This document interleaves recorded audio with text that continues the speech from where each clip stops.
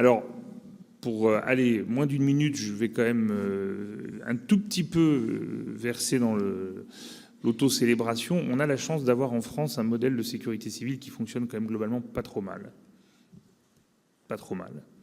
Il n'est pas parfait, loin de là, il a ses limites, mais quand on regarde malheureusement ce qui arrive et qui est encore arrivé récemment à d'autres pays qui n'ont pas le même modèle que le nôtre, on se dit qu'en France, on a quand même la chance d'avoir un modèle de sécurité civile qui repose sur une chaîne de responsabilité très claire, sur des moyens suffisants, ce qui nous permet pour l'instant, et je dis bien pour l'instant, d'être en mesure de répondre de manière assez satisfaisante aux catastrophes, à la fois pour gérer le risque exceptionnel, quand il y a des feux de forêt dramatiques, des inondations, des épisodes de crues subites, etc., mais aussi pour gérer le risque quotidien, hein.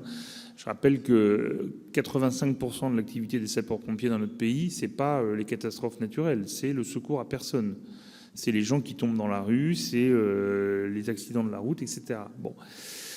Je dis que notre système fonctionne pas trop mal, mais qui fonctionne pas trop mal pour l'instant. Parce qu'on a des acteurs du secours qui sont d'excellents professionnels, remarquables, et il faut vraiment leur rendre hommage. Les pompiers, les pilotes, les personnels navigants, les démineurs, les militaires des formations militaires de la sécurité civile, ce sont eux qui offrent à nos concitoyens un service public de sécurité civile dont je crois globalement nous pouvons être plutôt fiers.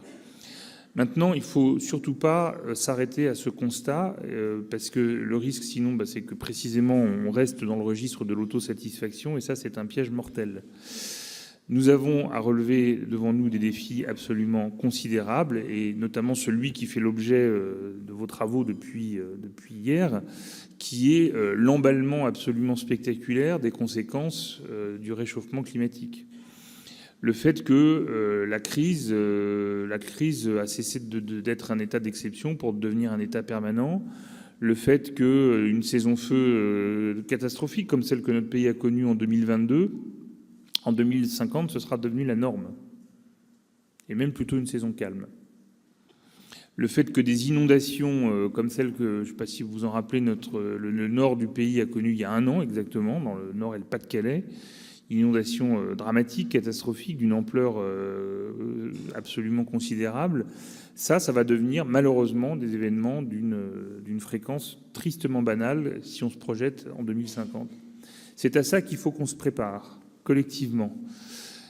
Et quand on regarde les projections tout à fait modélisées, sérieuses, scientifiques sur l'accélération des aléas climatiques majeurs, tout ça est parfaitement documenté, hein, je ne veux pas vous infliger des chiffres et des modèles statistiques, mais ça donne le vertige, et on en retire très vite une conclusion immédiate, c'est que si on veut être prêt à y répondre demain, ça ne pourra pas reposer que sur les seuls acteurs du secours.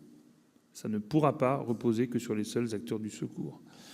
On aura toujours, hein, je vous rassure, enfin j'espère, des pompiers aussi dévoués, aussi exceptionnels et aussi professionnels, des pilotes et des mécaniciens pour faire voler nos hélicoptères, nos Canadair, nos avions bombardiers d'eau, des formations militaires de la sécurité civile, mais ça ne sera pas suffisant pour apporter une réponse collective satisfaisante et suffisante aux défis qui seront ceux de, alors je dis 2050, je pourrais presque aussi facilement parler de 2030 en réalité, hein.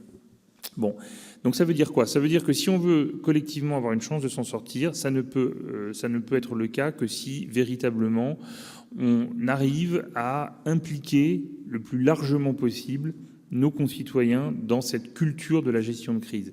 Faire en sorte que la gestion de crise ne repose pas uniquement, et je dirais presque exclusivement, sur les acteurs du secours. Le fait d'avoir un service public des secours et de sécurité civile en particulier efficace, c'est évidemment une source de satisfaction, mais c'est aussi peut-être un peu un piège, parce que ça entretient une forme de paresse collective. Nos concitoyens savent que s'il leur arrive quelque chose, s'ils tombent dans la rue parce qu'ils font un malaise, ou qu'ils se font renverser à vélo, ou que ça brûle pas loin de chez eux, il y aura très vite, très très vite, des sapeurs-pompiers qui vont arriver, des Canadair qui vont arriver. Je rappelle que les sapeurs-pompiers, c'est une intervention toutes les 6 secondes. Et donc, l'effet un peu pervers de tout ça, c'est que ça entretient une forme de paresse collective ou d'inertie collective, et que on se dit qu'à la limite, on a la chance d'avoir un service public de la sécurité civile qui fonctionne bien, donc finalement, c'est très bien comme ça. Non. Demain, ce ne sera plus suffisant, et nous devons créer les conditions pour que chaque citoyen se sente véritablement un acteur de sa sécurité. Ça doit nous conduire à nous interroger sur la notion de résilience des personnes déjà, et résilience des territoires.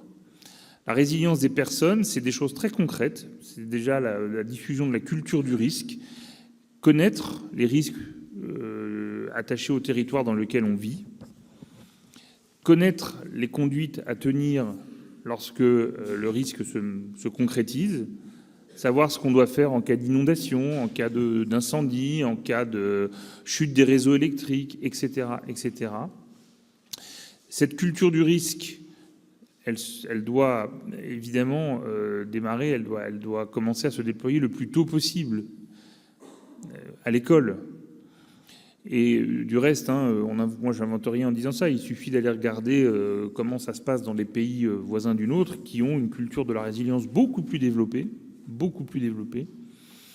Le citoyen ou le futur citoyen est acculturé au risque dès son plus jeune âge. C'est ça qu'il faut arriver à développer en France. Ensuite, on a des outils pour faire vivre au plan local cette culture du risque et cette culture de la gestion de crise. Ça repose beaucoup sur l'échelon communal, sur le rôle des maires en particulier. Nous avons un enjeu majeur à relever autour de la formation des maires à l'exercice de ces responsabilités, des responsabilités qui sont les leurs en matière de gestion de crise. Je me suis toujours demandé ce que ça faisait quand on vient d'être élu maire pour la première fois, qu'on n'a jamais exercé ces responsabilités, et que 15 jours après avoir revêtu l'écharpe tricolore pour la première fois, une crise arrive sur le territoire de la commune et qu'on vient vous voir en disant « Bonjour monsieur le maire, vous êtes DOS ». Ah ouais. Et alors ? Voilà. Bon, il faut, tout ça ne s'improvise pas. Donc, nous devons clairement monter en gamme autour de la formation des élus. Moi, j'y crois beaucoup. Et autour de tous les dispositifs de mobilisation citoyenne. Il y en a beaucoup qui ont été évoqués là dans les restitutions des ateliers. Ce sont des pistes très intéressantes et je serais très heureux de pouvoir, évidemment, recueillir le résultat un peu plus développé de ces groupes de travail, notamment parce que, et je terminerai peut-être mon propos là-dessus, le gouvernement a lancé au mois d'avril dernier un chantier extrêmement ambitieux qui s'appelle le Beauvau de la sécurité civile. L'idée est assez simple à résumer. On a un modèle qui fonctionne pas trop mal, je l'ai dit. Il faut néanmoins être lucide sur le fait que ce modèle de sécurité civile français, il est aujourd'hui traversé par des tensions très fortes. Il est en train d'atteindre un peu ses limites en réalité pour des tas de raisons. L'accélération des conséquences du réchauffement climatique, l'évolution des formes d'engagement aussi de nos concitoyens.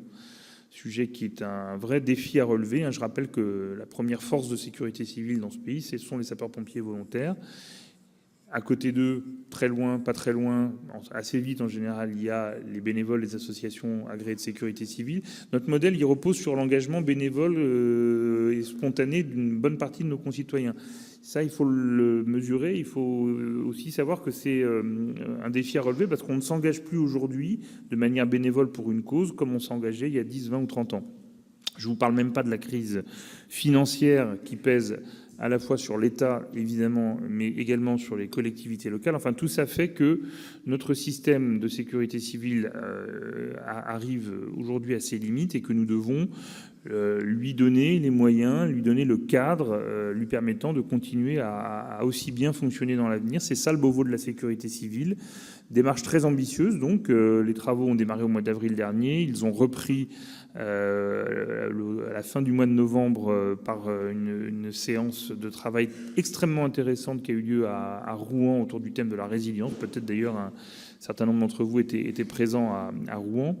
Et l'objectif, alors je dis ça avec toute la prudence requise par les circonstances depuis hier soir, mais enfin l'objectif est néanmoins d'être en mesure de déposer devant le Parlement un texte de loi à la fin du premier semestre prochain, donc du premier semestre 2025, pour poser les bases d'une sécurité civile modernisée, rénovée et adaptée aux défis qui sont ceux d'aujourd'hui et de demain.